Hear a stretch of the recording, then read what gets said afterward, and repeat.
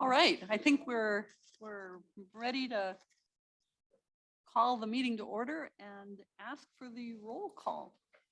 Greg? Molly? Here.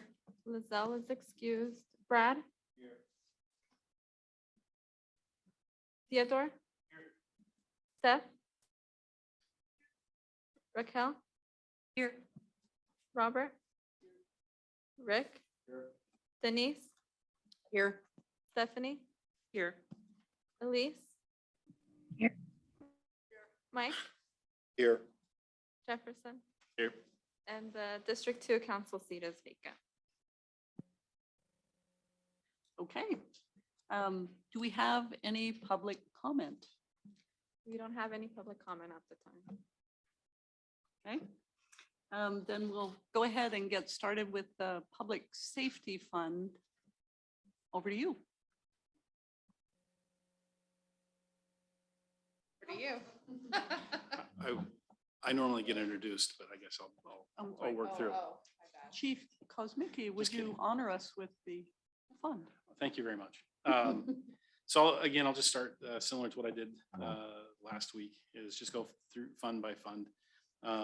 These are really short and easy. Fund 3 is our civil forfeiture account, and I'll make sure I go in order too. It's our civil forfeiture account. Probably since probably about 2003-ish, somewhere in there. We, as a state, we're not seizing as many things. They passed a law with civil forfeiture and that kind of stuff. It really restricted it. So as far as criminal forfeitures and civil forfeitures, that really put a hamper on what we get. And then also with drugs being legalized, or pretty close to legalized, that would also reduce those types of seizures and those types of things for sales and distribution and all that. So you'll see there's not much change. Hasn't been much change. I think we've got a couple of cases in the kind of in limbo that we're waiting on for prosecution federally. So anyway, that's really simple. 03. So I'll go to Fund 13, which is our 911 tax fund. Hang on just a second. I know, Oh, I sorry. know they won't You're have right. any, but I have to ask, are there any questions? Awesome, sorry. No, This is on page 59 too, by the way. sorry for not asking. Fund 13, which is our 911 cell phone tax, that has gone up to $1.25 per device per month. So your cell phones, I believe, are $1.25. That goes directly to fund 911 centers all throughout Oregon. Not much change. The only significant change, if you want to call it, is I think we've had a full year of funding. So at the fullest rate, I think it was $1 or 90 cents prior to that, but it went up to $1.25. I think it was $1 last time. Any questions on Fund 13? Just to clarify, does that include a Newberg and Dundee population or just Newberg, this fund? It has Newberg and Dundee. We Thank you. capture both. Okay. Fund 16, and that would be the 2120, which would be public safety fee for patrol. The significant change in that is council approved the cost elevator that the budget committee approved last year. That's really and then the difference for the dollar amount was $3, and it wasn't paying for 3 officers as it was originally. I mean, it just outpaced. Now, I believe the new rate is $3.96 per dwelling instead of $3. That was originally for the 3 officers originally in 2009 is when that became effective or in effect. Do you have any questions on Fund 16, 2120? Okay, and that pays for 3 officers. We usually, I think we're still doing the same thing where it's the 3 least expensive full-time employees is what we put on, police officers that we put on that to try to hold the cost down. And we shift officers out. If someone is newer, then we shift a less expensive employee in there to always try to keep that as low as possible. So there's no questions. Fund 16, 2310. There's really no significant change. in that. That still funds two dispatchers. Thankfully, that one had a cost elevator when it was put into effect. Anybody have any questions?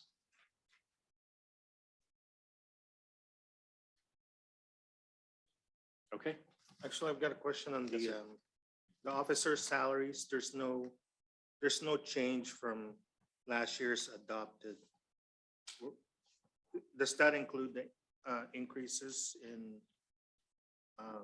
salaries? So last year, we talked about this at council, but obviously you weren't at that council meeting. So last year there was a little bit of a miscommunication. So the budget committee thought that they had passed this public safety fee increase, so that was included in the budget. But there was another piece where we had to do an ordinance, and that did not happen last fiscal year or this fiscal year. So we have it in the budget for next year to start officially. So that's why the budget looks like there was not hardly any change, because they budgeted for it, but that's not actually what we collected because that other piece didn't occur. So now it will collect, and this is actually what it will collect. Hopefully I mentioned we're lucky to have Katie. If not, there it is. Even though there are movies that she needs to see. We'll let her slide on that. She does Okay. such a good job over here. All right, fair.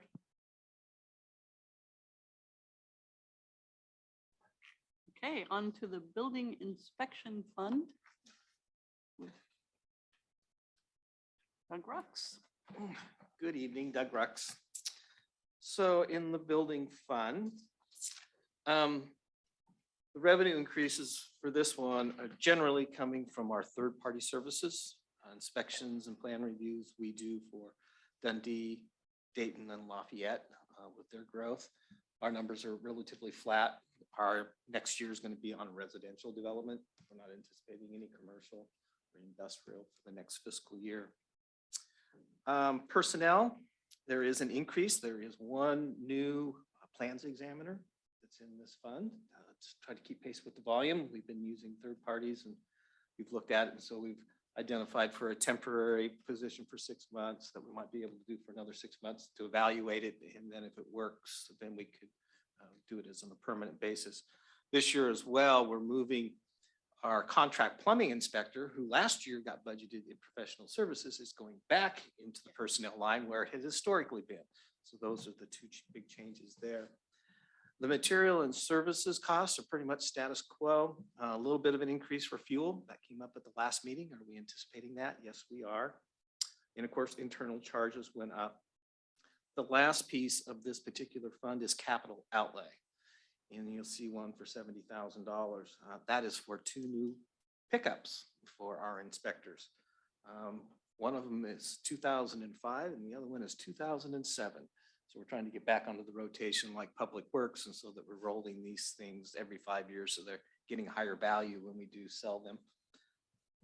So that's what I have on the building fund. Questions for Doug? I have a question. Where do you find a good pickup for 35,000? But anyway, no, Mike? Govdeals.com. So Doug,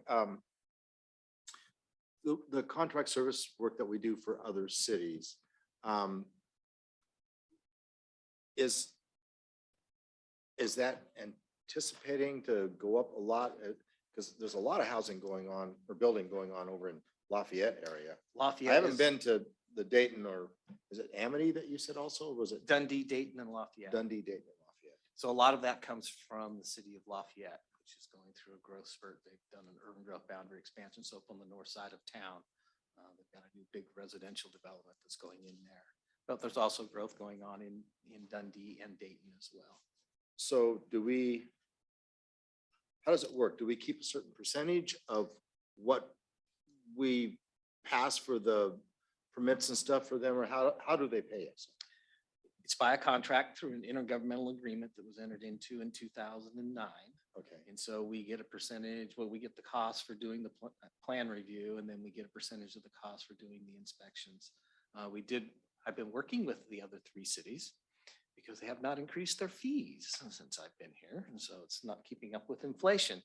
So we worked with the city of Dundee this year, and they did increase their fees. So we're continuing to work with Dayton and Lafayette to get them to increase their fees as well. How long is the contract? When will we look at it again? It's a yearly contract. Okay. So unless one of the parties chooses to not renew, it just rolls over to the next year. Other questions? Doug, the CDBG, is that the housing renovation money? Where are you at? Up on the, with 333407. CDBG grants, or is that a variety of grants? Am I looking at the right thing? No, Page 69, am I not on the right page? no, we're on page 65. Oh, I'm only 4 pages ahead. I was going, building and CDBG. Yes, I'll be able to get to that one there. We'll hold that thought for just a moment. He's always thinking ahead. That's good. Any other questions on this one? Yes, great. On the capital outlay, the 70,000 there, is there an expense for depreciation on vehicles? How is that handled? Yeah, we typically don't, you don't have to budget those. So it's typically, we have a depreciation expense line. So we usually track those. And I believe for the vehicles, we have 7 years for depreciation before we consider them fully depreciated. So that is something that we track. It's just not a budget line item for depreciation expense. Is there a reason why we wouldn't, budget annually for vehicle replacement, instead of, just curious? We're trying to get into that actually, because the city has never thought about that before. So we're trying to get more into thinking about these vehicles and replacing them on a more regular schedule. I think previously Public Works was the only one that had a more regular schedule. So we're trying to get on the same schedule as Public Works. So every 5 years is to transition out the vehicles so they have a higher value when we do sell them, rather than keeping stuff 2005 when we sell it. When we talked with Public Works, well, what do we think we're going to get for revenue from the sale of these? Oh, maybe a couple of $1,000.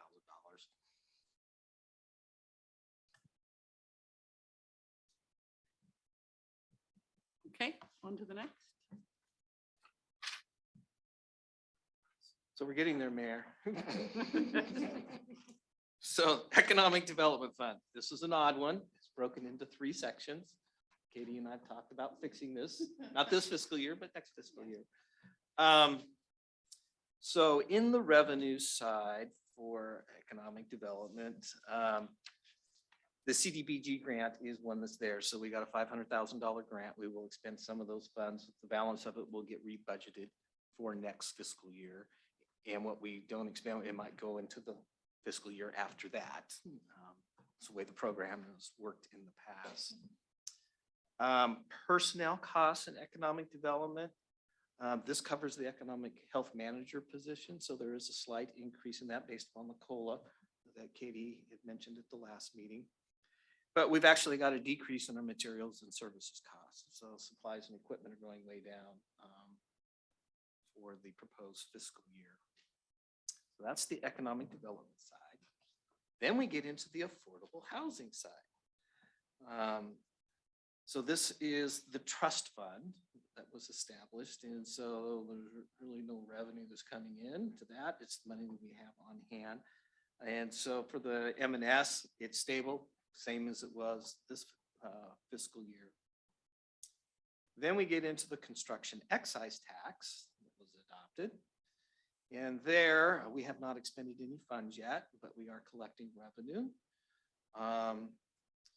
And so there is a small portion, the 4% of the funds that we collect that actually go towards administrative costs that goes to one of my FTEs, a 0.13 number, as we tried to calculate as accurately as possible. So that's for Mary's position as our housing planner. A little bit of hers comes out of construction excise tax. Office supplies are the same. Then we get into special payments. And here is those expenditures. So the number you see for the EDRLF, Economic Development Revolving Loan Fund, that captures the council's decision on the funding in the TLT related to the hotel. We thought we were going to get it this year, but in those conversations, we needed to put it in next year's budget. Yamhill County Housing, that's the CDBG expenditure, so the revenue on one side, expenditure on the other side. And then the construction excise tax. As you can see, that's broken into 3 categories by state statute of how we can expend those funds.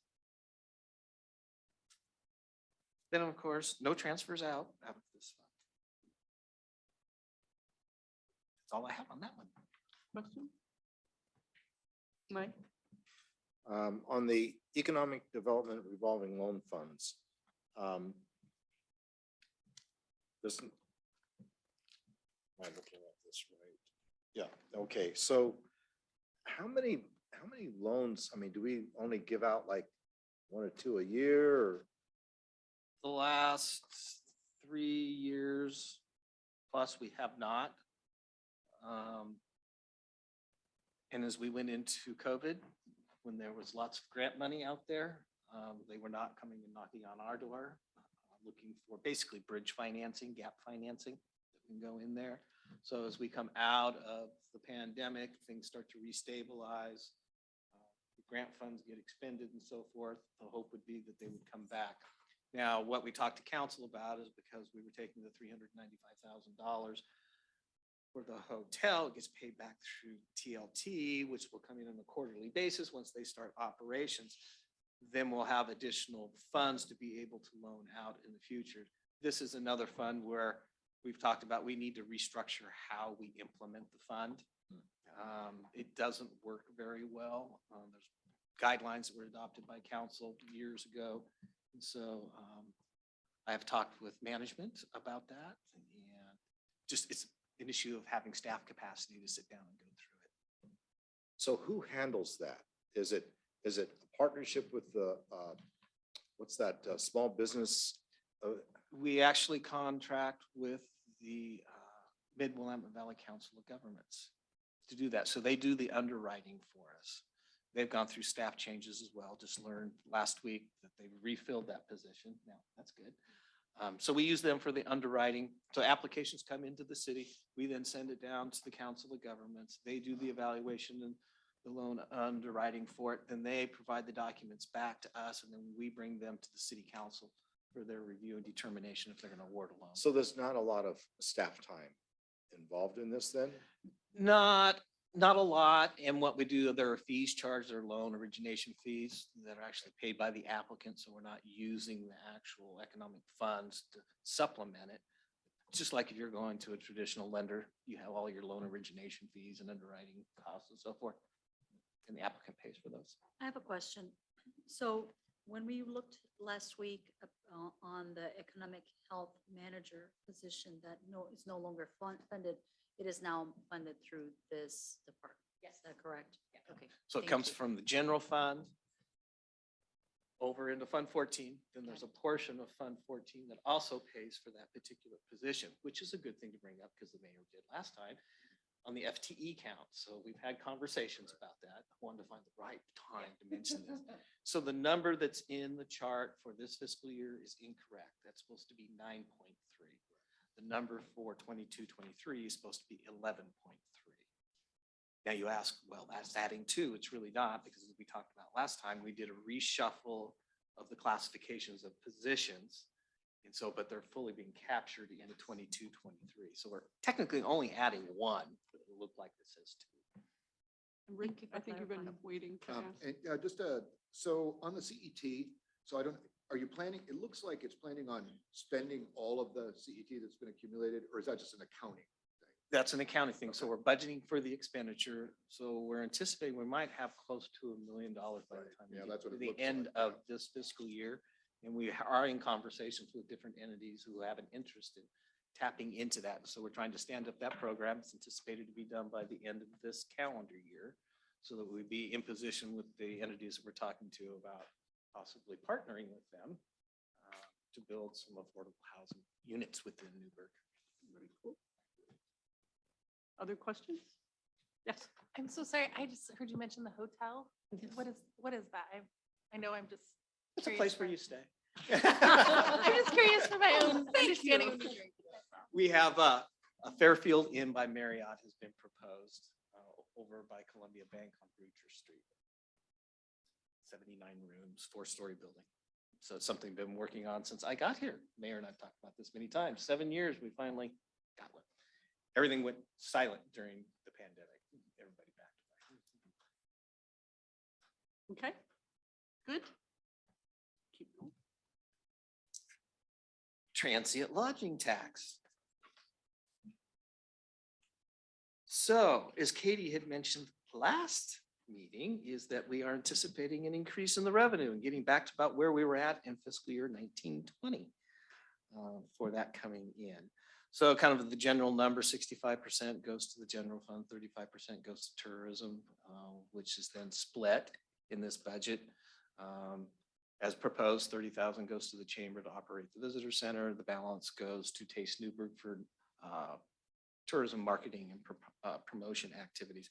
So you'll see there's kind of a split. We broke it into those for hotels and then short-term rentals. That was kind of a way to kind of track how the revenue is coming in. There is no staffing cost with this particular fund. We do things through contracts. So my time is free. That's all we have on that one. That's so good to know that your time is free. Teddy, So does this include the Airbnb taxes that we're collecting? Yes. How is that monitored, or, I mean, if I were to do an Airbnb and I don't report it, how will you catch me? We have some Doing checks an and balances in the system. So to run a vacation rental, operate a vacation rental, you need a conditional use permit from the city. So that's the first trigger. So if the planning commission approves that, then we send the paperwork up to finance. Barb then sends out a welcome to Newberg as a short-term rental operator. They have to fill out their paperwork, she loads that into the system and she tracks it. I get a spreadsheet and a report about who's been paying their TLT, and I can go back and double check that against our conditional use because they got 1 year to start. And if they've done that, I can take them off of my particular list. Then we have those who just operate without getting any approvals. So that's one of, could be a complaint. Somebody calls and says, hey, did you know my neighbor's running a vacation rental? sorry. Well, It has also been known for Barb to go on Airbnb and do a scan around to see if anything has popped up. I think you're sharing all her secrets, but Rick? Just, and one clarification that it, as far as I know, unless it's changed, which I don't think it has, TLT only extends to the city limits. So anything that's in the county, they do not charge TLT. So I won't make an editorial comment about that, but they do not. So we've had situations where we've been called about somebody operating a B&B or a short-term rental operation because this house is in the city limits and this house is out of the city limits, and they do not pay TLT if you're outside the city limits, even though you're within the urban growth boundary, you still do not pay it. Is it not paid directly through the vendor of their, We get it both ways. okay, So it can be the business owner, a homeowner, pays it directly. They can pay it on a monthly basis. They have to pay it on a quarterly basis, or they can go through one of the platform companies and then they will pay. But then it's always a challenge to try to find out exactly who they paid for which of their clients that they're representing.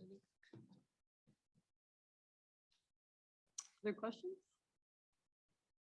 Okay, well done, thanks.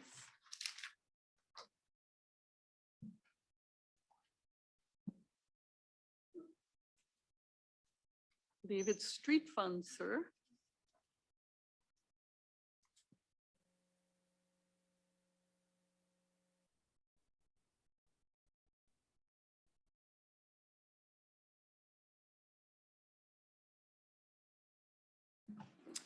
Hi, Russ Thomas, Public Works Director. Starting off with the street fund, in the revenues, you can see that last year we had a fairly large jump in the numbers. And part of that was primarily due to reorganization of the Fund 32, which was the the fund that we were saving money for vehicle and equipment purchases that got shifted around. It's now been fixed and shifted back into those individual funds to where they belong. It was like a savings account that they were all paying into. Now it's been paid back out. So that's the change that you see there. One of the other things is the increase in the transportation, the working capital carryover, the beginning fund balance in the TUF. During COVID, because of COVID, we stopped some of the projects that we were doing simply because of COVID. And so that carried over, and that's why we're accelerating a lot of the projects that we're doing in this year. The rest of it's pretty self-explanatory on that. Questions? Stephanie? I have a question. I'm going to apologize in advance because I didn't think of it until now, and I don't expect an answer tonight. And it's, I mean, probably a question for you, but also for Will. We had talked about during the ARPA process, the possibility of doing electric vehicle things downtown and some other areas. Is this where we would see that? And with the gas taxes on the decrease, would that at least somewhat bolster the gas tax? Does that make sense?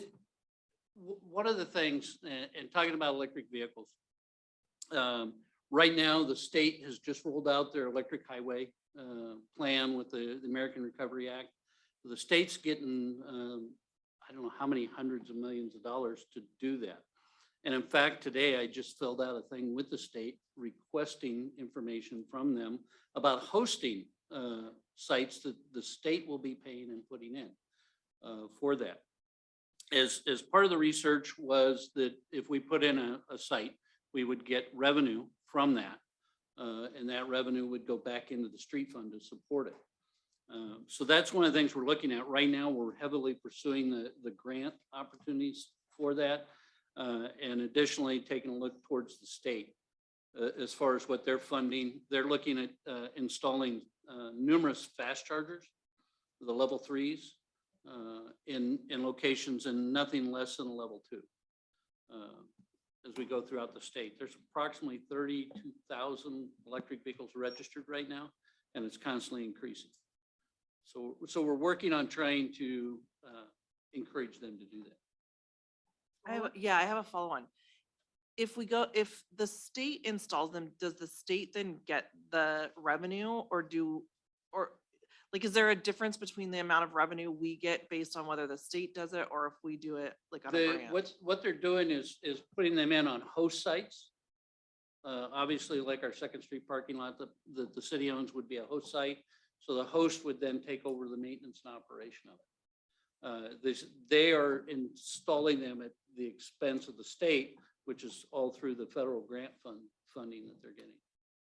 So we're trying to get them done for no cost to the city. We like that. Will? And really, Russ has covered almost all of it. Absolutely, I'd like to see the funds go back into streets, which is where we have a difficulty. Yeah, and as you had mentioned, the gas tax revenue is stagnant or going down with that. And we're anticipating it to continue into the near future. Okay, any other questions?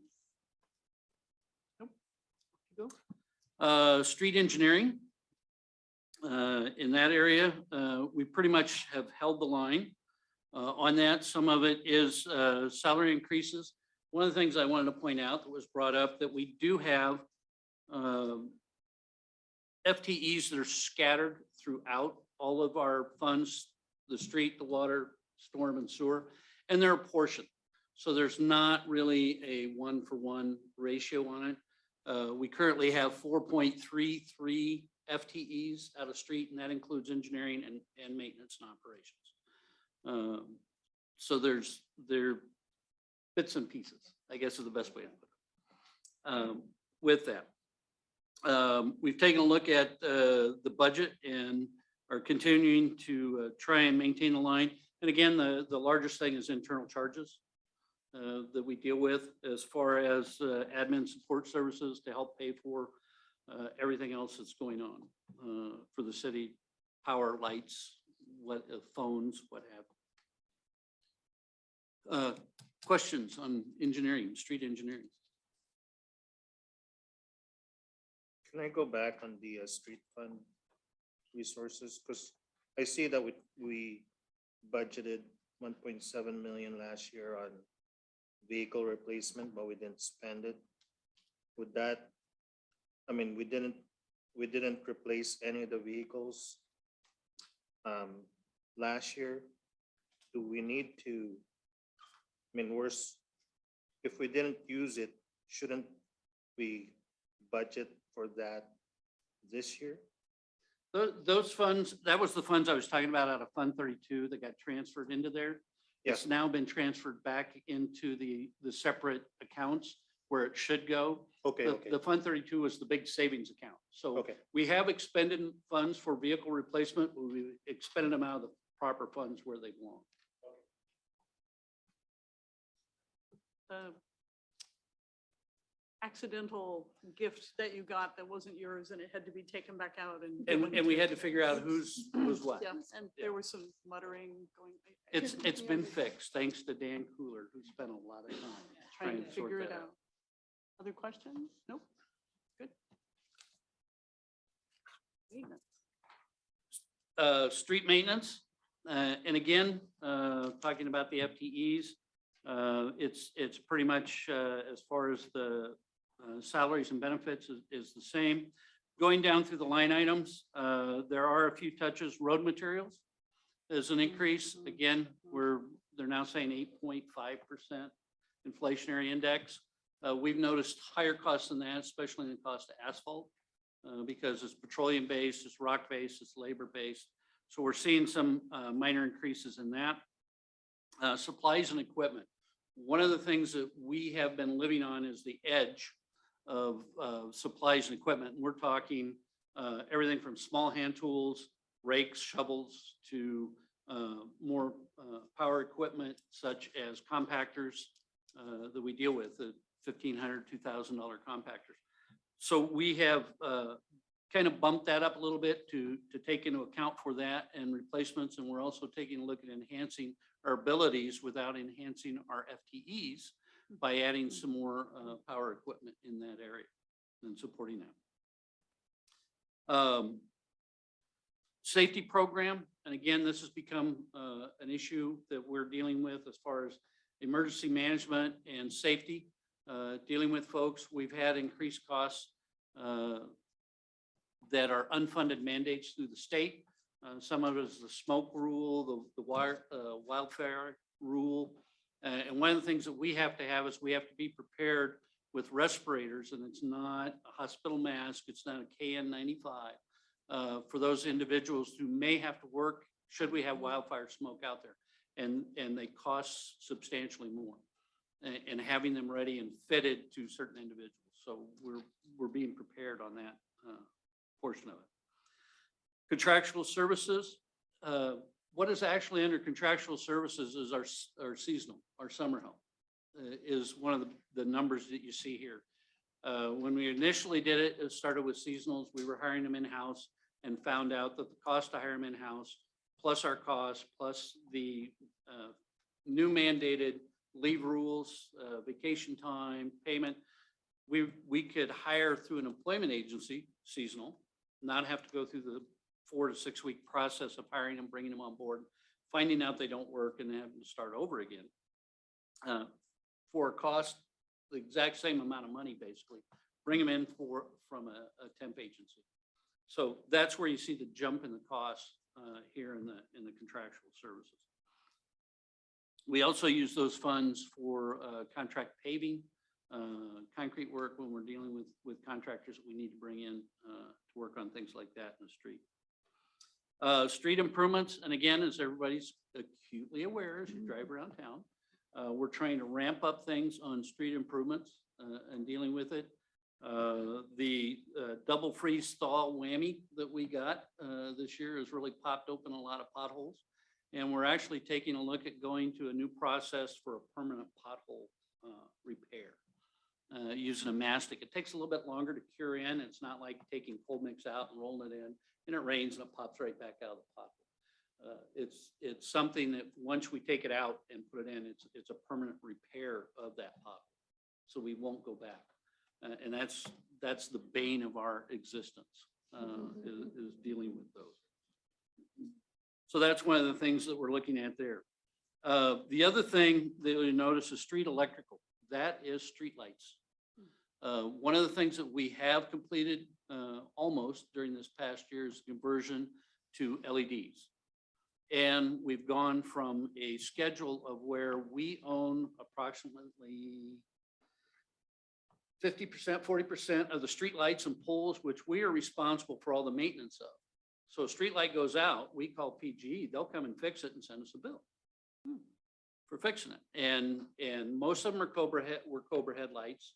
They were the old sodium vapor lights. And rather than fix them, they would just replace the entire fixture at a cost of about $1,500 a pop. So we were constantly working on that, and that's the next line, which was streetlight and pole maintenance. What we've done is we've switched them to all LEDs. There's 392 lights yet to go. Most of them are acorns in the Greens area along Hancock Street, and they're coming to finish that part up. We've also switched to a different schedule to where even though we own the pole, we're paying them for maintenance and repair, which is overall going to be a long-term savings. The streetlight pole maintenance will not be needed any further. And we'll see a reduction, overall reduction in the cost. We're not going to really realize that until sometime later in next year. So we're continuing the budget as we have been. We're also adding, again, other developments that add additional street lighting to that. So that's our biggest cost that you'll see there. And we're looking at savings going down the road. Fuel costs, as we had mentioned, and we'll talk about that when we get into the capital projects as part of what's going on right now. We're actually going to add a fuel station in the Public Works Maintenance Yard that be used by city vehicles. We can purchase fuel off of a state contract, which is substantial savings to us per gallon, and be able to utilize that for Public Works vehicles and police vehicles. And that's pretty much is the street maintenance fund. Question, Stephanie? Is the sidewalk grant and loan program, are those still happening? Pardon? Are the sidewalk? Oh, I'm sorry. Get to that next. Oh, sorry. I'm sorry. That's okay. I'm glad you jumped the gun. Other If questions? there's no questions on the maintenance part. Let's ask that question first. Any questions on the maintenance part? All right, Okay. now we're going into it. Moving into the sidewalk loan and grant program. We are again funding that. We have expended all the funds in this budget year through the grant program to great success. We've gotten quite a few infill, substandard, broken, fixed, and we're going to continue the exact same program into next year. Our biggest push, it started very slowly. Word got out, and then we have people basically waiting in the wings for this next year. The next portion that we're really going to push is the loan program, which is towards the businesses to help work with them to upgrade their sidewalks and provide a safer pedestrian passage throughout town. Okay, now, So will you be asking for more people to apply or no? We'll have it on the city website. There's a form that they can do. And again, it's, we'll pay 50% up to $3,000 for that. They meet the criteria on it. And the entire criteria is there, and we've vetted it really well, and it's working. Will? And somewhat beyond the scope of the immediate budget cycle, we're also looking at adding a new team of staff eventually with a focus on cement and concrete work so that we'll have more in-house capability to do sidewalk repairs ourselves. And that will, of course, reduce the cost to homeowners. So not in this budget, but on our long-range thinking. Once upon a time, in a city called Newberg a long, long time ago, Far, far away. we used to actually have a concrete crew that did concrete repairs on sidewalks, and then a bill was done for the individual homeowner at substantial savings.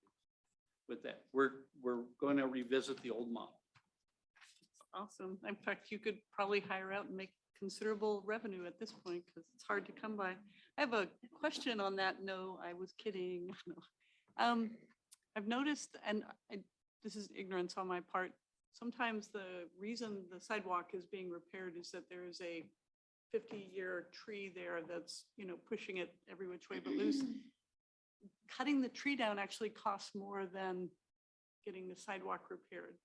Is there any help for homeowners? Because some people have said, no, I can't fix it because it means I have to take the tree down, and that's a $7,000 expense. I can't do it. We've actually in the sidewalk grant program accounted for that. Awesome. Okay. So that is in there, and we've had several people take part in that. One of the other things that's happened is the tree schedule or the suggested trees, approved street trees, has changed to trees that have deep roots, and also the planting design, having a root barrier put in so that they don't spread out underneath the sidewalk and lift them up, a year after you pour new sidewalk down. Okay, thanks. Any other? Yes, great. Given that there's a waiting list this year and the program kind of really gained momentum in the last quarter, do you think it's adequately funded for this year? I think for this coming year it is, and we've discussed about the potential of adding onto it, but again, having a limited resource this is supported through the gas tax funds. We're trying to see, can we make money doing concrete? How else can we support this to enhance that, to increase the ability of folks to replace their sidewalks and bring them up? I'm looking ahead again, sorry. But I see that you have sidewalk stuff on the next fund as well. How does that? You have to let him present first, then you get to ask the question. Yeah, this is I know Rick said it was good. transfer for capital projects. Yeah, I just was wondering how those two, the grant and the loan, and then the capital. The capital projects are entirely separate, and we'll be discussing those at the next meeting. Okay. The fund 18 is the street capital projects, and fund 4 is the water, storm, and wastewater capital projects. Because I'm wondering if people are applying for grants or loans, that it's already being kind of thought through and talked about through capital. There are some things that are being done, infill and other things that we do. One of the things that we have taken on to eliminate the debt load on residents is the ADA ramps. Installing an ADA ramp at a corner to remove that physical barrier for those that are physically challenged for that can be anywhere from $6,000 to $12,000, $18,000. And that's pretty significant. And that's just a corner. Because of the requirements to meet ADA, the scoping, everything that has to go into that, they're pretty expensive. So one of the things that we've taken on is taking care of that. We've got a couple projects that are getting ready to move forward this summer. One is grant money funds that we got to improve the pedestrian path up North Meridian, which is mostly ADA ramps. We have some infill that's going to happen in there, but they are expensive. So we've taken it upon ourselves to start addressing the ADA ramps in the corner rather than put it on the homeowner, especially if you live on a corner. Yeah, you already have a lot of sidewalk. Yep. I think ODOT had it in Are you good?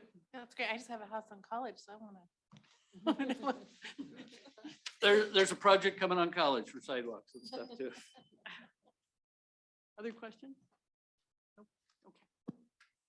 Okay. The next fund is 18, that's capital projects and street, and that will be discussed at our capital next meeting under the capital project. Okay. So moving into the wastewater fund.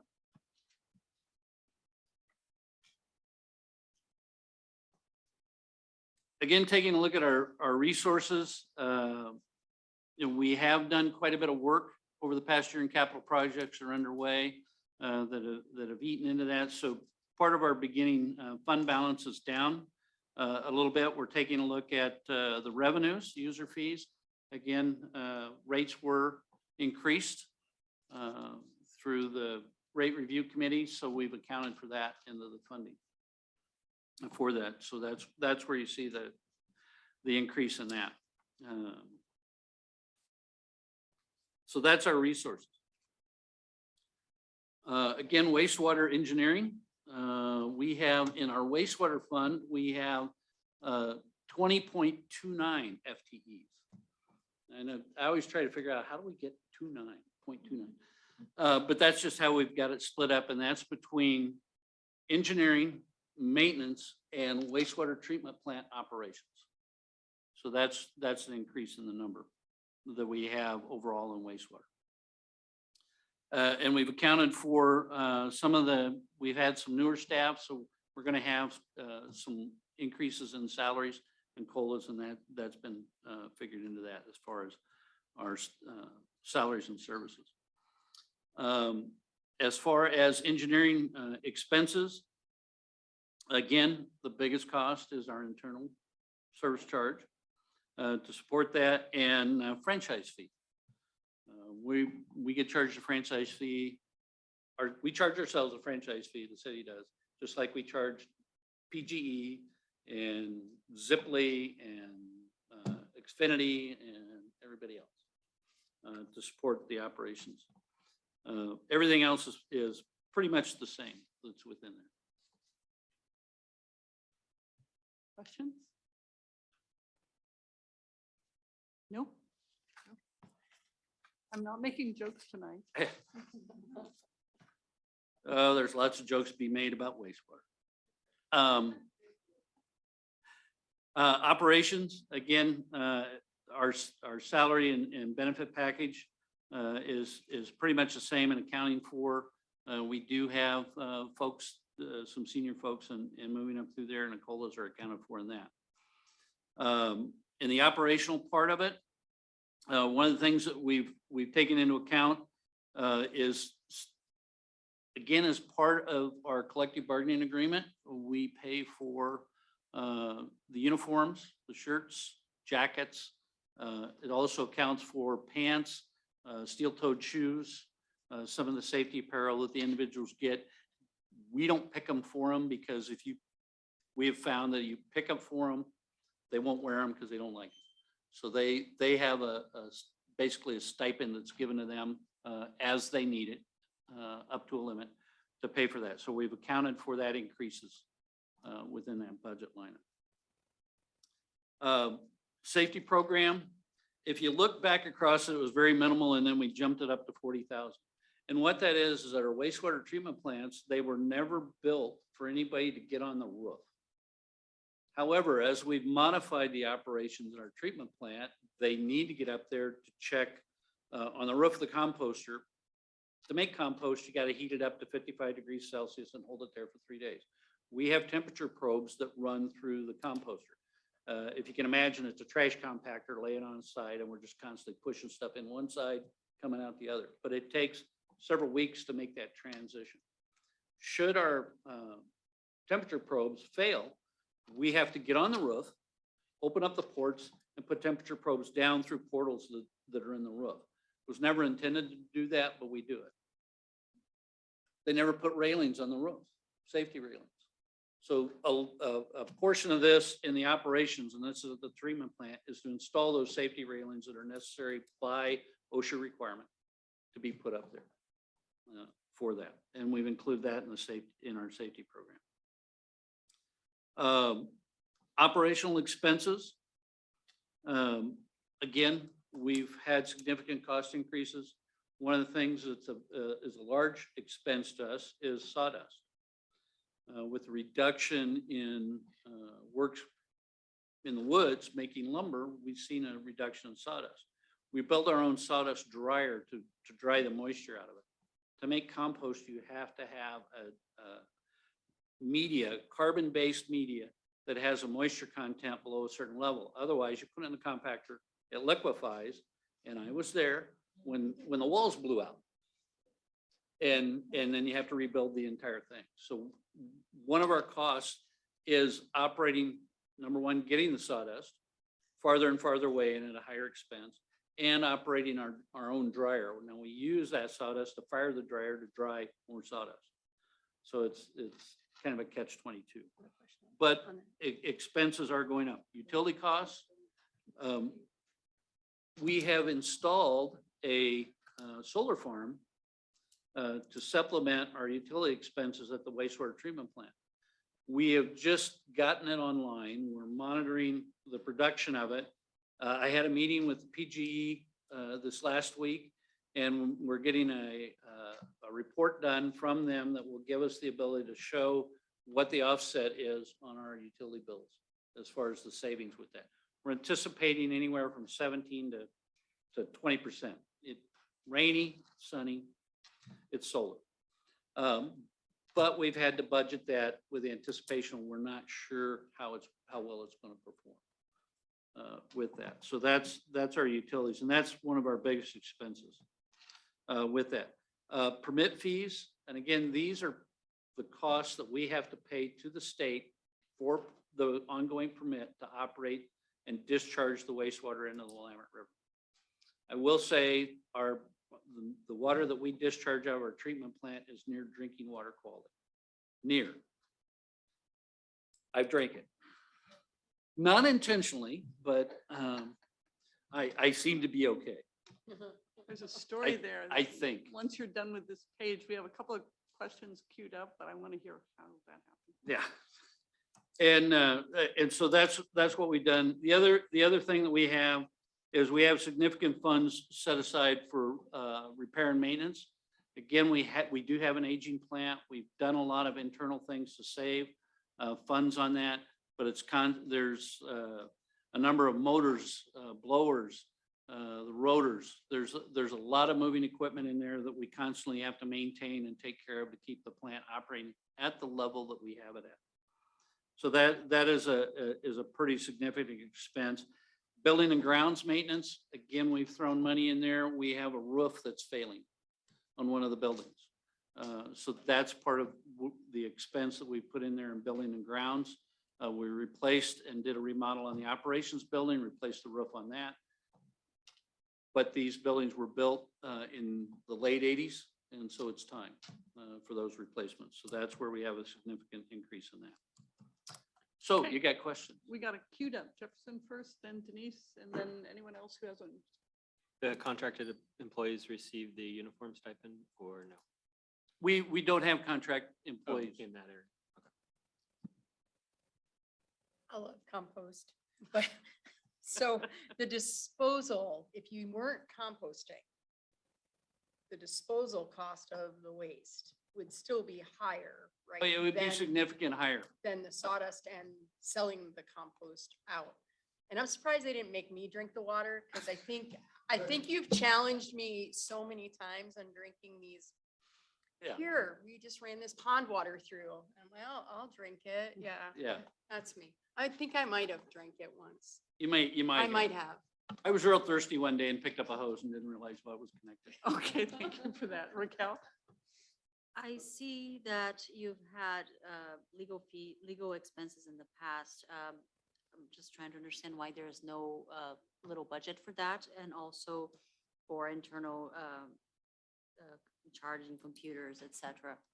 The legal fees it was part of the charge that we had across the board and spectrum as we were negotiating the new collective bargaining agreement, because we had contracted outside legal representation. So we had set aside funds to offset those expenses. With that, and then internal charges, computers, that is part of the internal charges that we're now charging that's going towards IT. So we no longer have to account for it. Thank you. And so a follow-up question on that. If this wastewater operations were to, for whatever reason, need legal support, is there another allocated fund somewhere else in the city that could help you guys? Okay, thank you. And Rick? So Russ, on the building and grounds maintenance, the 162.5, did you not spend that money last year, or is this just a matching equal amount? We didn't spend a lot of it, but we also did a lot of work. Okay. So we have replaced roofs, but there's a number of buildings with roofs and they were all failing. It was, well, the roof that was put on there was a steel roof that looked like it was copper. It wasn't. And so it looked really shiny with holes in it. So we have to do that. And some of it is funds being carried forward to complete some of the projects that we've been working. Will? And council already knows this, but for the budget committee folks, the solar farm is in a way a test bed. And once it proves its efficacy and we're getting good offsets against PGE billing, we'd like to see more solar in more of our locations for the same purpose. Awesome. Steph? Are there efforts that are made just for recycling sawdust type things? I'm sorry, that might be a really ignorant question, but I just was wondering, are there things that can be done that like the community could bring? Because it seems like sawdust is such a, Part of the issue that we've dealt with and taking a look at sourcing it is what's in it. Do we have metals in it? Because we have to test for metals. They put a nail in it, it's got zinc. Zinc is a metal we can't have. What we're producing is a Class A compost. And the Class A compost is very critical on what is in there. Can't be treated lumber. So if they brought us lumber, we don't have the equipment to make sawdust out of lumber. So what we've been doing is sourcing the raw materials from the lumber mills. And again, as some shut down, some start up, it's just a matter of finding the right mixture and what we're looking for. It's also gradation, how big it is, how small it is. We can't have it too fine, we can't have it too big. And Ted? So I'm looking at fuel, vehicle maintenance, and equipment repair and maintenance. For fuel, seems like the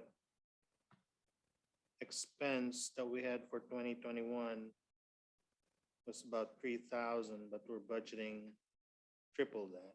Is that part of the fuel increase? That's part of the fuel increase that we're dealing with as we work with that. And you're talking about the operations side, correct? Right. Yeah, we're trying to hedge our bets. We're hoping we don't have to spend it. And we're Yeah. hoping we get our treatment, our fueling facility on board. Okay. But, you know, we don't know, at the time we're preparing this, we don't know where it's headed. So we're trying to hedge our bets to be able to operate that. Part of what we have too is the fuel that is in here operates our emergency generators that are located at our lift stations. We've got the sewage lift stations around town, and that supports the fuel for those. Yeah. So that's part of that as well. And then on vehicle maintenance, we spent about 18,000 in 2021, but we're only budgeting 8,500. We got new vehicles. Woohoo. We got we did? newer vehicles. Okay. We've disposed of some of the older ones that have heavy maintenance, transmissions, rear ends, water pumps. So basically what we're trying to migrate towards is, as Doug had mentioned, is a newer set of vehicles. We turn them quicker.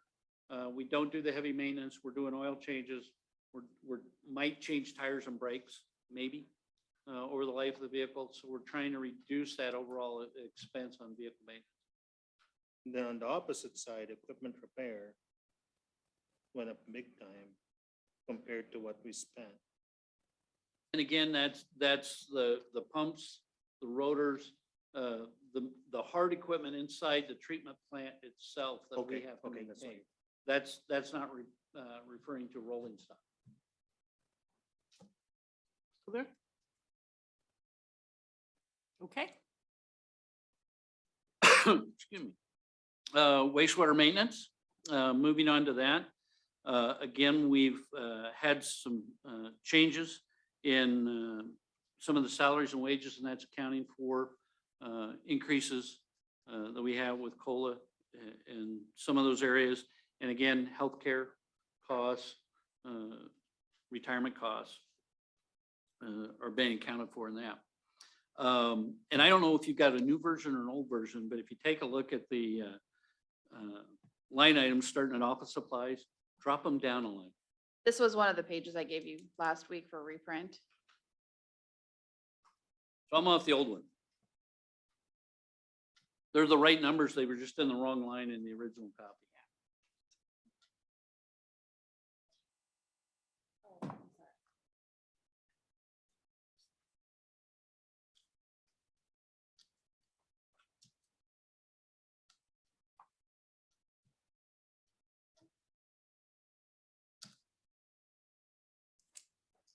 Yeah. Yeah, so if you're looking at the old one, just think it's down the line. Again, uniforms, we've talked about that. Everything is pretty much status quo through those line items. We go down to inflow and infiltration correction. I&I, in a wastewater system, that is groundwater getting into our sanitary sewer system that we have to treat. We're treating groundwater at the same cost we're treating wastewater. And so we've been working very diligently over the past few years to try and get rid of it. And what that means is we have to do repair service lateral connections that are broken. We have to make repairs in main lines that are broken or cracked rather than replace entire pipe. All of it might be good except one joint is bad and leaking badly. So we have been working a lot on that, removing 1,000 gallons a minute on average over the past year, several years. 1,000 gallons a minute during a heavy, wet, rainy season is a lot of water to treat. The wastewater treatment plant had peaked about 15 years ago at 26 million gallons per day on a very heavy rainy day. You can see the creek come up, Hess Creek come up in Hoover Park. It looks like a lake, and we were treating 26 million. We peaked at 15 million this past winter. And we've been constantly on a downward slide during peak times. That reduces our operating expense, our utility costs overall, and those reductions in costs are being reflected back into taking that I&I out of our system.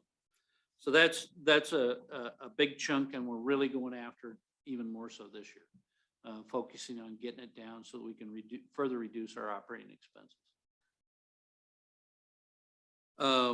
Manhole rehabilitation, again, manholes, you see them in the street. They can be anywhere from 3 feet deep to 30 feet deep, depending on the location. They're made out of concrete. Some are old brick ones. We have ones that were built from the ground up with brick. They leak. They're actually worse than the sections in the pipe. So part of this funding is to go in and rehabilitate those, seal them up. There's epoxies that we can use. We clean them. We actually have a contractor come in and do it. Clean them, seal them, spray epoxy them, seal them completely up, just like new. And it stops all the inflow and infiltration into the system.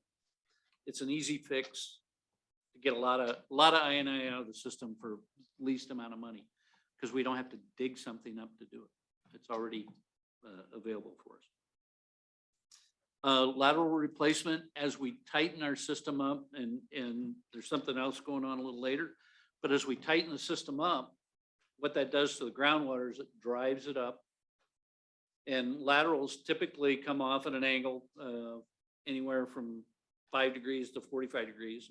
Some we call chimneys that come out of the top of the main. The groundwater level rises, it goes up into the laterals.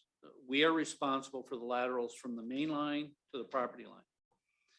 It drives it up higher, which then leaks back into the laterals that are failing up there.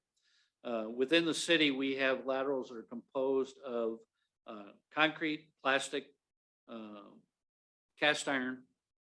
Over the years, we have a system that's well over 100 years old. Orangeburg, which is if anybody's heard what Orangeburg is, it's rolled tar paper. During the war years, this became it's going to last forever. It does last forever. It flattens out and the sewer plugs up. But it's there forever. We also have asbestos cement pipe in some locations, not much, but one of the things we have to do is we have to treat when we deal with that, we either have to leave it in the ground, which is the preferred treatment. We entomb it back in the ground when we replace it rather than remove it. But if we do have to remove it, it has to be treated as hazardous waste and taken to Arlington. So that's an issue that we have to deal with, and that adds a whole new level of treatment when dealing with it. We've got a little increase in groundskeeping. That's our pump stations. We're incorporating the grounds maintenance around it. We have a few that are in neighborhoods, and we don't want to be the unsightly neighbor in dealing with that. So part of that groundskeeping is handling that which has been kind of an afterthought. Put them in and forget about them. Well, now that as the city's grown, we're trying to be the good neighbor and make sure that our grounds look presentable when you've got a lift station next to your residence on that. The rest of the expenses are pretty much the same. Capital outlay and maintenance. Again, we are taking a look at a couple of pieces of equipment that will enhance our abilities and keep people out of confined spaces. If anybody's ever worked in sewer, you know that we have very hazardous atmospheres that can be present, lack of oxygen, hydrogen sulfide, rotten egg odor. And what hydrogen sulfide will do is you initially get the smell and then you don't smell it anymore and you think everything's fine. That's high concentration. And the next thing you know, you're pulling somebody out of a manhole. So what we're doing is we're going to inspect these manholes that might be 30 feet deep, requires somebody to get in them. We're not going to do that anymore. We're going to buy a manhole inspection camera, which will give us a 360-degree high resolution view of that manhole from the ground level and lowering it down in, and we can record that and do the inspections that need to be done from above ground. We're also going to do an addition to our TV camera system. We are on a rotation every 5 years. We are presently video inspecting the internal sewer main lines throughout town once every 5 years. But we can't see up the lateral that's in the middle of the road for 50, 60 feet. So we're going to do an addition of a lateral launch camera, which basically the tracked unit rolls up to the lateral and then we shoot it up the lateral and we can go approximately 100 feet and inspect the lateral that we're responsible for. The only other way to do that is put a small camera in a clean out in the basement of a house, behind the house, on the roof of the house, which is hazardous to us, the homeowner, and everybody else. And this will give us the ability, as we're moving to further reduce the I&I, to have the ability to take a look at that. They're not cheap, but what's the cost of somebody getting into a confined space that may be hazardous to them? So that's our capital outlay that we're looking at for sewer. Question? I thought you'd have a swimming drone for the pipe, but no, no. You know, we got betadine. I've taken a betadine shower. Disinfection. Sometimes it's necessary. If you go back to some of the non-departmental, we're taking kind of a lesson from our sidewalk and what we're dealing with I&I and homeowners that can't afford to repair their laterals. And so we're going to put together, initially start this fund for a private lateral rehab. And this is the laterals in there. It's going to be a low interest loan to the homeowner that this will continue, hopefully, to pay itself back and continue to grow and move forward. And as we reduce, as I mentioned before, the water goes up, it goes in the lateral. We can get it out of the city lateral. We can get it out of the city main, but now we pushed it up into their property. And again, they have Orangeburg, they have concrete, they have tile, they have any number of these. So this is going to provide them a means to have funding to where they can get their system replaced. There also is failing systems that they're responsible for, which is a health hazard to them, their neighbors, anyone else. So we're putting together a low interest loan program to provide that for homeowners. I have a question. Can you wait just a second? Yep. Did you finish that entire page? It sounded like you talked about the first one, but not the debt The service. first one and the rest are pretty much self-explanatory. Debt service and our contingency funds. Contingency funds are where we move money back out of other funds that got the Fund 32 and things that got misplaced, and again, put it back in the right area. Okay, that's what I was, some swings in numbers. So I just want Yeah. to make sure you had a chance. Raquel? Yes, about the private lateral rehab loans, are those for, is there a qualifier or any of the citizens of Newberg are able to apply for that? So we're putting the budget in, and then we're gonna work through the process of that once we get the funding for that to do it.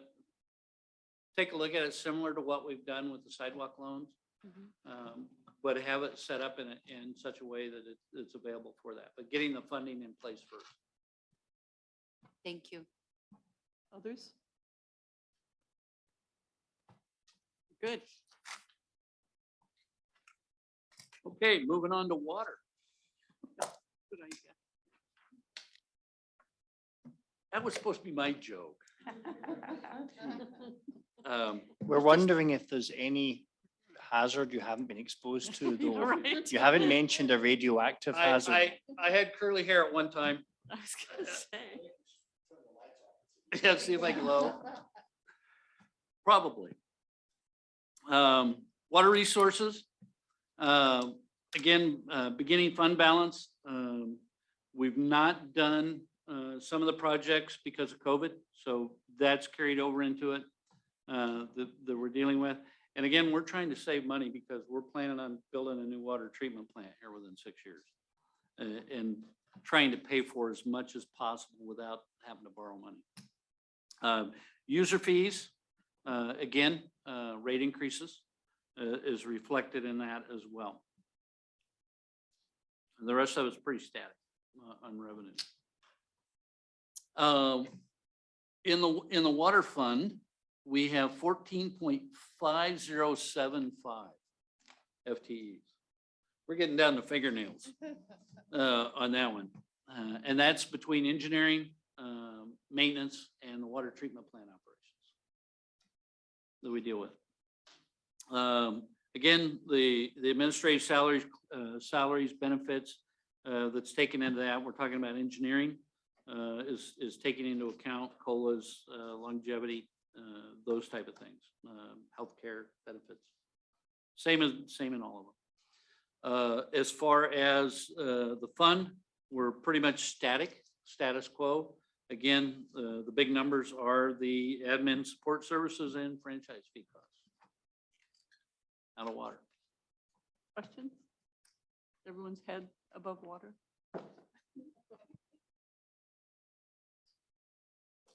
Water operations, and this is wastewater treatment or the water treatment plant, source of supply, which are wells located across the river that we have. Again,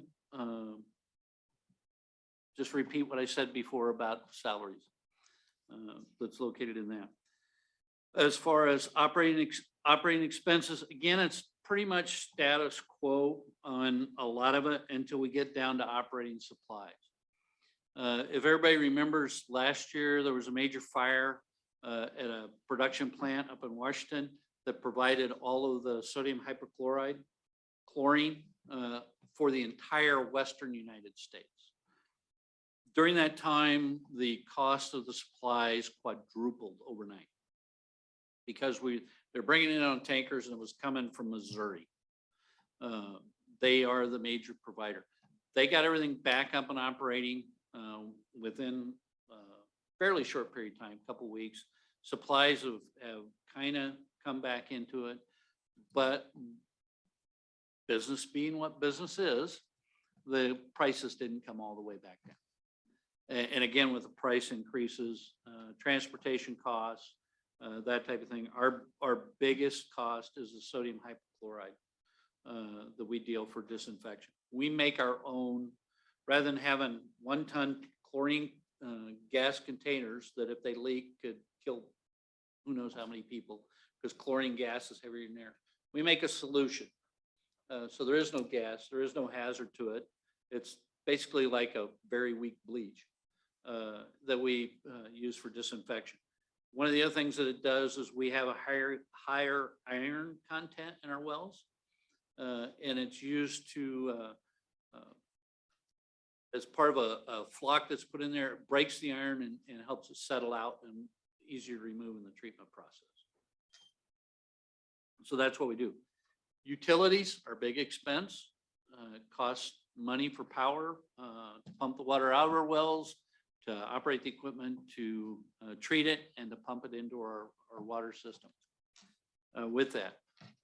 Just real briefly, our water system is what is known as a capillary system. We don't have but one booster pump for the Oak Knoll area, but we pump water into the system. The excess goes to the reservoirs. The reservoirs are what maintain the pressure. And there, some communities, you see a water tower, they actually pump water to the water tower to use it to maintain pressure, and it's a constant circle, and it's constantly being pumped. We pump into the system, and we actually, right now, we're shutting the plant down for a day, every 3 or 4 days. Do a little bit of maintenance, allow the water to mingle within we have 3 reservoirs, 4 million gallons each, 12 million gallons. We've upgraded those to mix the water rather than become stagnant. So fresh water in, older water out, and it's working very well. We do have one reservoir that still hasn't been seismically upgraded. And that's something we'll be working on in the future to get that done. But that's our major operating expense. And again, permits and fees. And that's through the state, the required permitting through the state to operate our treatment plant and our wells. That's mandated by the health department that's on that. Capital outlay. Basically, that there is for enhancements, improvements to our well system that we're working on, and in the treatment plant itself, upgrades to some of the materials that we have in there, pumps, that type of stuff. So it's kind of a mishmash of a lot of things. And then the vehicle replacement. And again, just keeping our vehicles fairly new. You know, where can you get a $35,000 pickup? I heard that question earlier. I know where to get them. He asked me.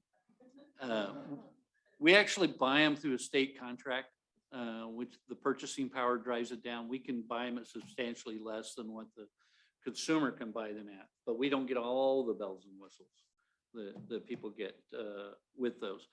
And what we have learned in this market, if we flip them, we've actually sold a couple of vehicles for almost as much as we paid for them. And so we've owned and operated a pickup truck for 8 years at a cost of $800 a year. We want to continue to do that. It's a good time to have a used car to sell. Any questions on this page? Will, I got a question for. oh, sorry. Ted? Good question for Katie. Capital outlay, what's the threshold for our capital outlay? $5,000 for the capitalization. Yeah. Yeah, $5,000. Will? So I had also challenged Russ to know if we could buy plant equipment to manufacture our own hypochlorite.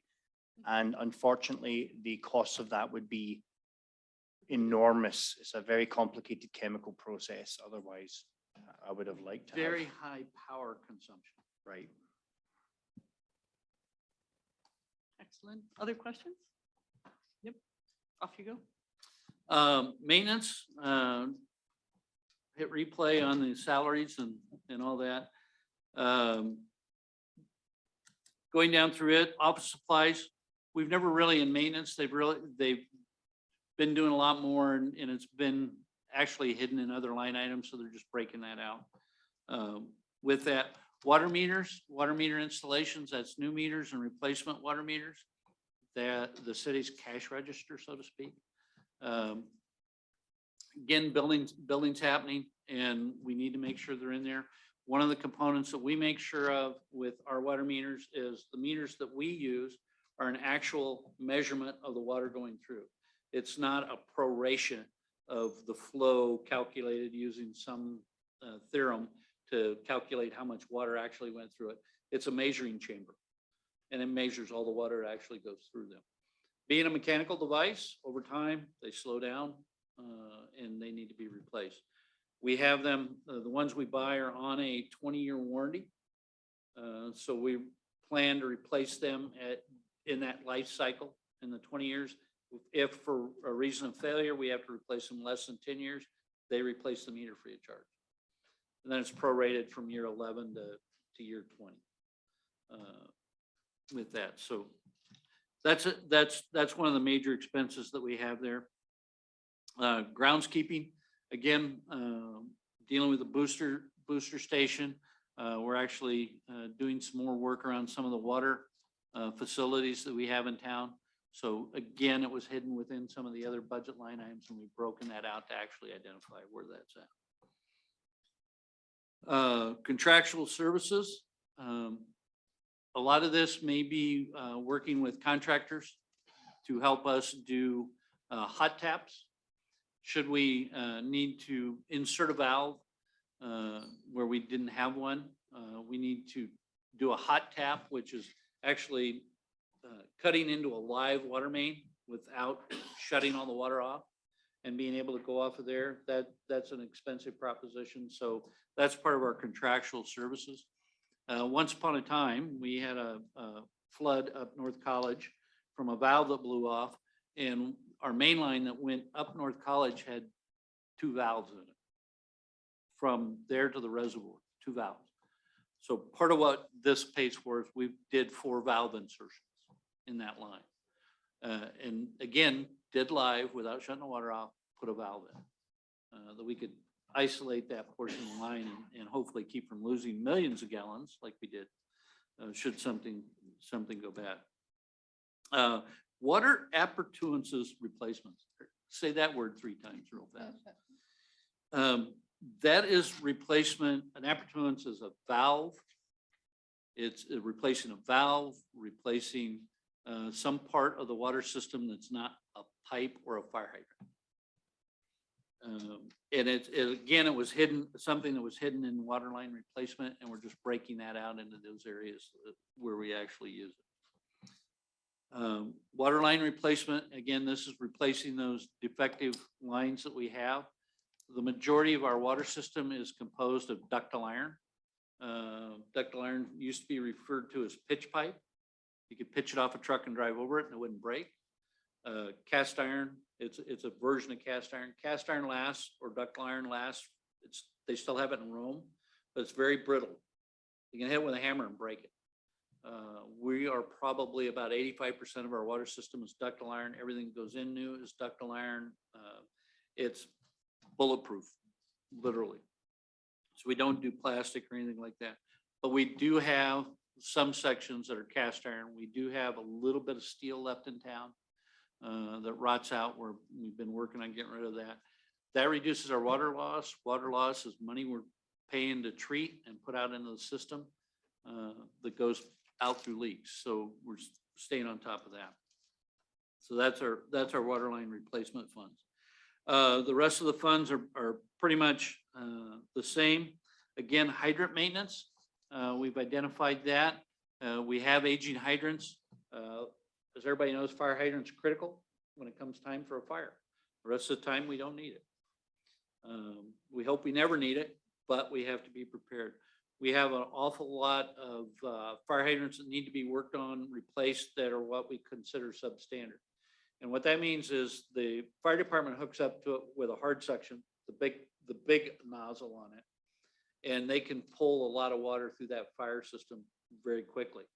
But it's controlled by the size of the inlet on the bottom of the fire hydrant. They standardize on one size. We do have those that are smaller, 4-inch. They're 5 1/4 now, a 4-inch. As you reduce in size, you reduce the flow capability. We also still have a few fire hydrants out there that don't have what they call a steamer port, or the hard suction port on a hydrant, and that's replacement of that.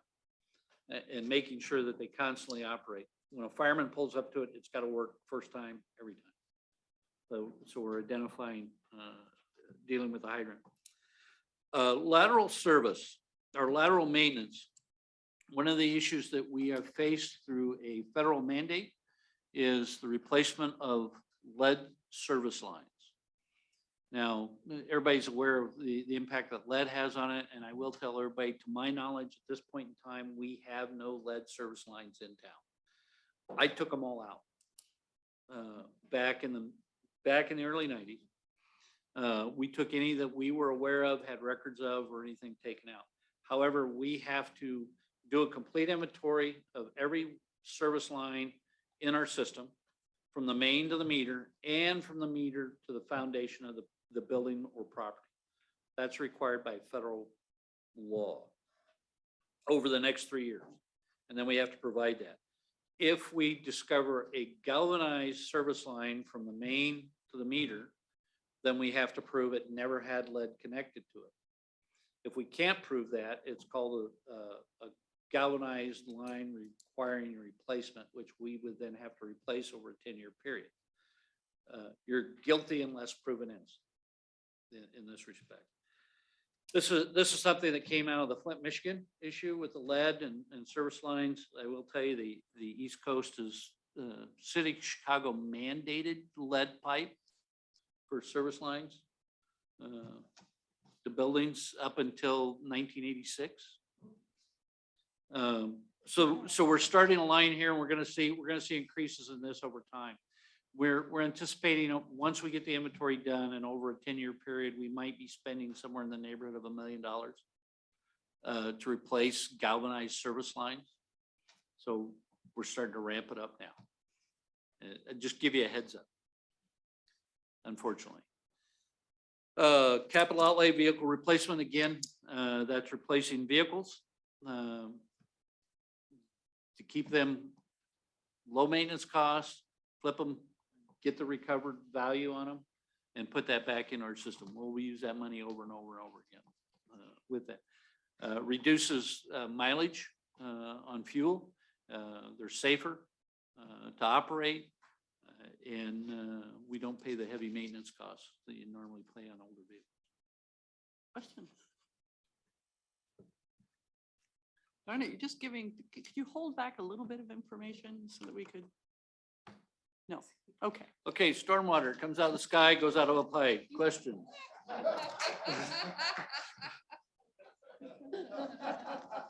You How's can't that? do Does that better work for than you? that. You cannot do better than that. Any questions?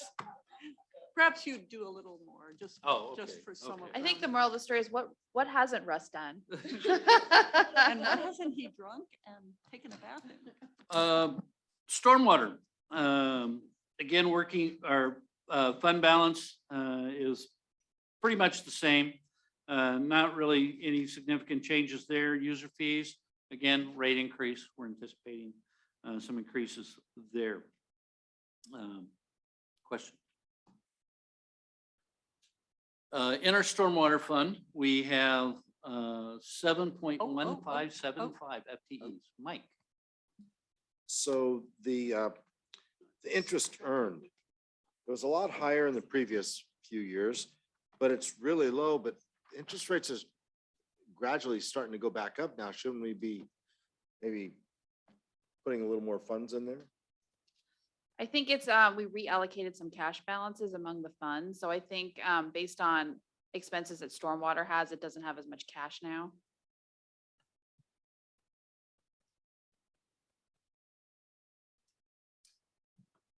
Anyway, back to that, 7.1575 FTEs in the stormwater fund between engineering and maintenance. Same thing on salaries and benefits.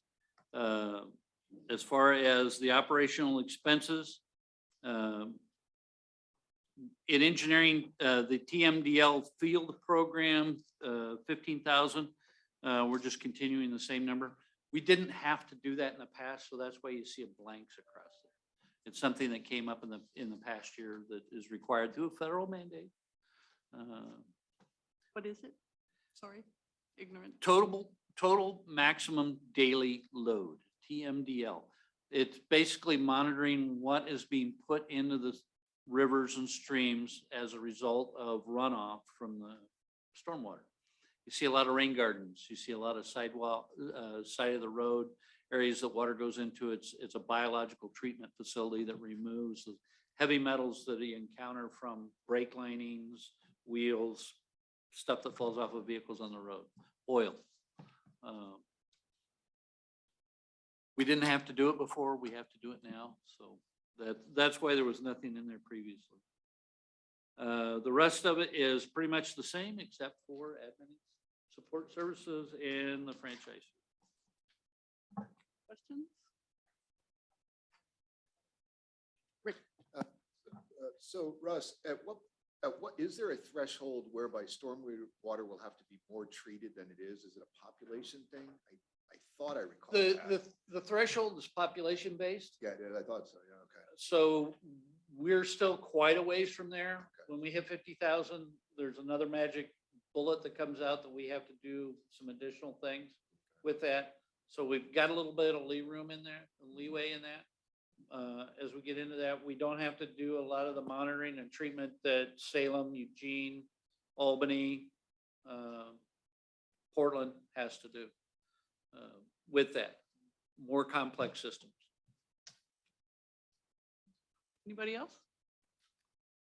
Okay. Maintenance. Same story on the salaries. We got new folks, so that's why they went down a little bit. We've had some retirements. As far as operating expenses, it's all pretty much the same except for, again, safety program. And we've ramped that up in the previous budgets to account for that. Increased requirements that we have as far as the safety in there. The next line you'll see, the rest of them are the same. Manhole replacements. We have not done any manhole replacements over the past years, or if we did, again, it was hidden in funds on the stormwater system. And we do have some pretty aged hand-built manholes out there. Stormwater was always the little brother to everything else. And so we never got the funding or had the funding, and, robbed Peter to pay Paul, and they Band-Aid one together. So we have to do some repairs and fixes on that to ensure it. A lot of the stuff we're dealing with in stormwater is through the downtown, the old town section. Years ago, they used to have private companies that took care of the drainage in downtown. It was called the Newberg Basement Drainage Company. You pay a monthly fee. And they would hook your basement up to their pipe to allow it to drain into one of the streams, and they would take care of it. Those pipes are still there. We've used some of them, we replaced some of them, we use some of their manholes, but that's what's going on there. And again, the same number in the stormwater repair. We're really getting into it. A lot of our streets in the old town don't have any stormwater in it. You get up in the Edwards area, the mayor and I talked about that. There is no stormwater. How does it get away? It goes in a catch basin and it magically appears on the other side of the road, because they're called bubblers. It goes in a catch basin, pipe goes into the road, comes out of a catch basin. That's it, and runs down the road. A lot of those are older clay pipes. They're broken down. They don't work. You got lakes at corners. It creates traffic hazards. So we're working on improving that and taking a look at how can we connect it up to systems and improve it for drainage, adequate drainage, and treatment of our stormwater. So that's an increase in the cost there. The rest of the capital outlay is nozzles, cleaning equipment for our Vector, culverts, storm pipe. The nozzles and equipment used to clean the sanitary sewer is not the gravel and grit and sand that you find in storm sewers. So it takes different bits of equipment and things. A good culvert nozzle costs about $3,500, and you can wear them out if you're using them a lot, and we're using them a lot. We've ramped up what we're doing. So that's part of our capital outlay is equipment to help clean our storm sewers and keep them functional and operational. Questions? Okay. Vehicle replacement. One of the things that we have obtained, and it will be going to council, is we got a grant through DEQ to replace our street sweeper. One of the things the street sweeper does is remove the material off the street for stormwater. So a large portion of what it does, besides just taking the debris away, is removing the heavy metals, everything that's deposited on the street that gets into the stormwater system that we have to monitor and treat for. So that's a large portion of what a street sweeper actually does. We got a grant through DEQ through the Volkswagen settlement to replace our street sweeper, and we're gonna replace it with an electric street sweeper, fully electric. Currently, street sweepers use 2 diesel engines, one to drive it, one to run it. And you get about 2 miles a gallon. They're driving 2 miles an hour.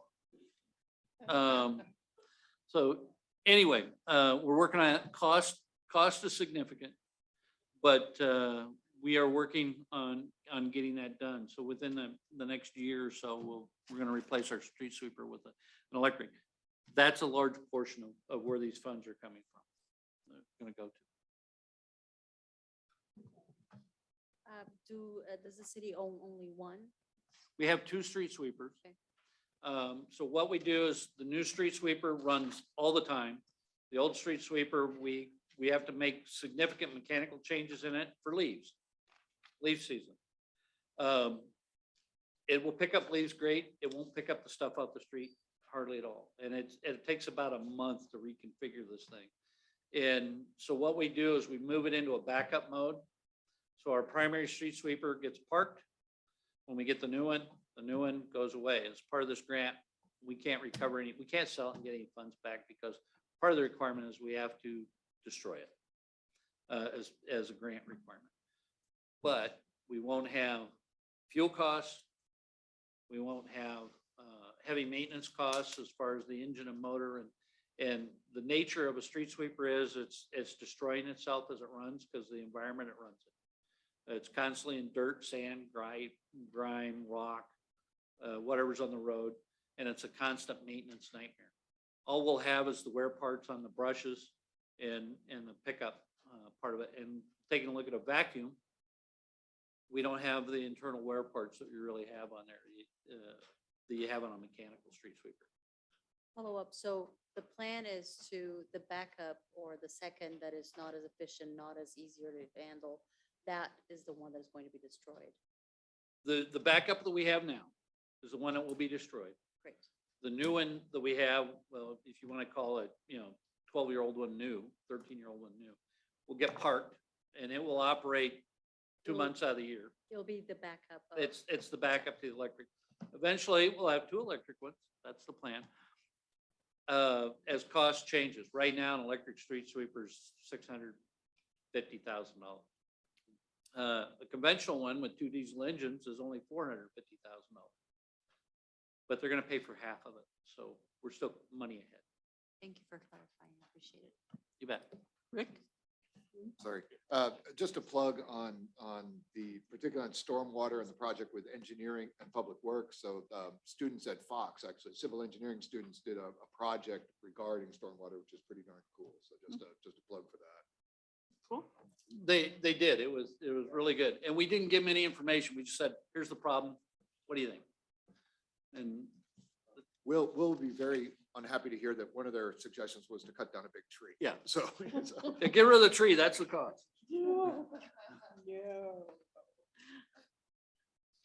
trees. Trees And trees have that their is place. The public works funds, the capital project funds, both Fund 18 and Fund 4 will be at the next Week. Thank you very much. Any final singers for our? One question I did hear you and I forgot to answer, training. A lot of the public works training is again spread through all these folks. We have sufficient funding. It comes out with training costs, seminars, webinars, food, lodging, everything else to about $1,500 a person. Because what we do is very specialized. Whether it's certified operators at our water or wastewater treatment plant have to maintain their certifications, a very specialized training. Engineering inspectors, very specialized training, and areas that we go into. So we ensure that our staff have that training. We've kind of bumped it up a little bit.